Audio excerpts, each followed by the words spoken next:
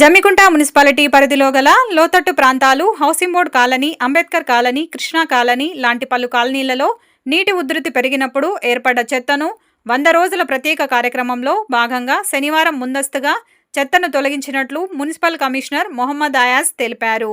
ఈ సందర్భంగా municipal commissioner Mohammed Ayaz మాట్లాడుతూ జమ్మికుంట ఆబాది జమ్మికుంట పోయే మార్గంలో గల రోడ్డు, డ్యాము, మత్తడి కాల్వను చెట్ల పొదలు తొలగించి శుభ్రం చేయడం జరిగిందన్నారు.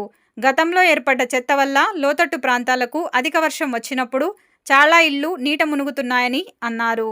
దానిని దృష్టిలో పెట్టుకొని అందులోని చెత్తను తొలగించే పనులు పూర్తి చేసినట్లు తెలిపారు. లోతట్టు ప్రాంతాలలో నీరు చేరకుండా చర్యలు చేపడుతున్నట్లు పేర్కొన్నారు. ఈ కార్యక్రమంలో మున్సిపల్ ఏఈలు Naresh, Vikas, EE Srikanth, sanitary inspector Sadanandam, office సిబ్బంది తదితరులు పాల్గొన్నారు.